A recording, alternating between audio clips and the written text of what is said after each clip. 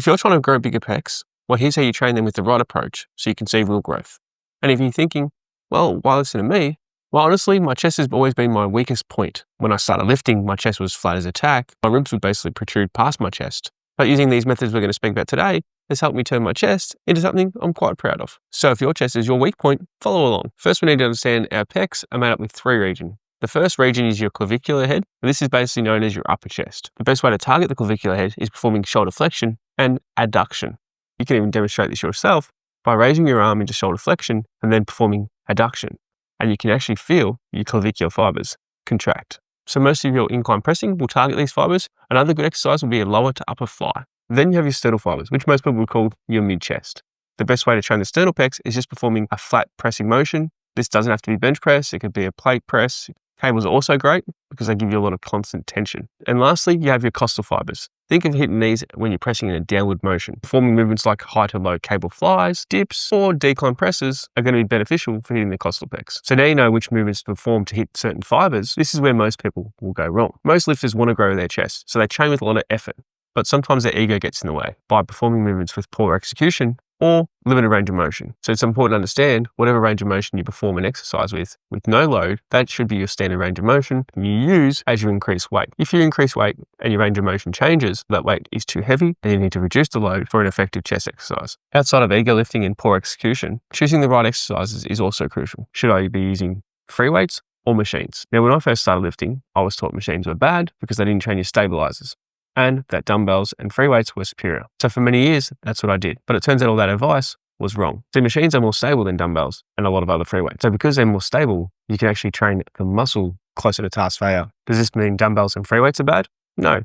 You just have to choose exercise that you enjoy and that makes sense to you. And just like this meta-analysis here, where they compared free weights to machines, well, they found no difference in hypertrophy. So these days, I personally prefer machines over free weights. But at the end of the day, there's no right or wrong. So now that we know that we can either use free weights or dumbbells, well, here's a few of my favorite exercises to target each region of the pec. My first go-to is a low incline Smith machine. Now, I find this better than the barbell because it's more stable and you're safer, mostly because I train by myself and I don't have a lot of spotters. It is also easy to progress with because you can add small increments in weight or get extra reps without too much of an issue. I want to make sure that the bar is aligned properly when performing the Smith machine press. A lot of people move the bench too far forward or too far back, and they're not pressing in line with their clavicular head. So now that we've got our pressing motion out of the way, we need to really target that adduction, which is moving your arm towards the midline of your torso.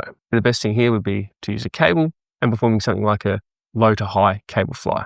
And because it's a cable, it's going to give you a greater resistance throughout the entire range of motion. That's one thing the incline Smith machine lacks. A lot of tension at the bottom, not much tension at the top. You could also perform a clavicular press around, but ideally you have a small cable station for this. And my gym doesn't have one, so I have to use a bench, and it can be quite annoying to set up. So they're my personal picks for targeting the upper chest. So now when it comes to targeting the sternal fibers, well, you can perform something like a standard bench press, a dumbbell flat chest press, plate press, or a pin loaded press. Personally, I don't perform a lot of dumbbell presses just because I find them quite awkward to get up. My first go-to will generally be a machine, like a plate loaded or pin loaded machine, just due to ease of setup and not having a spotter. I love knowing that I can train hard and within a close proximity of failure without concern of injuring myself or dropping the weight on myself. But a dumbbell press or a bench press would be fine too. In fact, if you wanted to, you could actually perform a cable chest press. But if you're performing a cable chest press with the cables, I highly recommend you grab a bench, because as you get stronger, the number one problem would be the cable stack's going to want to pull you back. So if you grab a bench to add more stability, you'll be able to keep the tension on your chest rather than throwing your whole body weight behind the movement. So although the cables are great for chest presses, you do need to grab a bench. And this also leads me to why I love the pec deck when performing machine flies rather than cable flies. The stability on the pec deck just can't be beaten. And no matter what your mobility is like, you can always adjust the settings to your liking. It's also great because it has a lot of constant tension throughout the entire range of motion, super easy to set up and easy to progress with. So the pec deck fly would definitely have to be in my top 2 exercises for the sternal pecs. Now, when it comes to training the costal pec or those lower pec fibers, this is where you want to think about pressing in a downward motion to really target those costal pec fibers. You can perform movements like dips or shallow decline presses, or performing cable flies where you're coming from the top and flying all the way down to the bottom and really contracting in that short position. Now, when I'm trying to target the costal pecs myself, I generally go with a dip or a high to low cable fly, not because they're superior to anything else.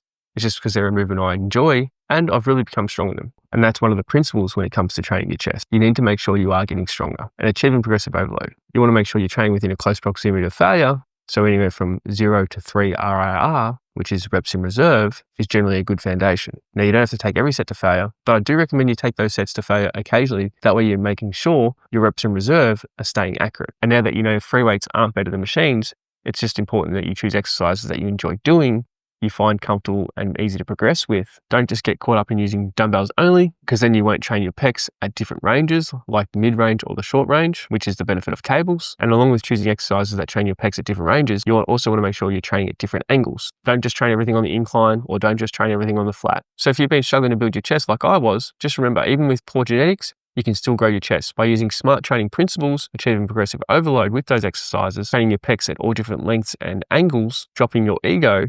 And if you need more help for building muscle and losing fat to build your dream physique, click the link in the bio and join my Fitted You in 30 Days email sequence. It's going to give you 30 tips on how to build muscle and lose fat for a better version of yourself. Until then, hope you found this helpful. Click the next video and enjoy.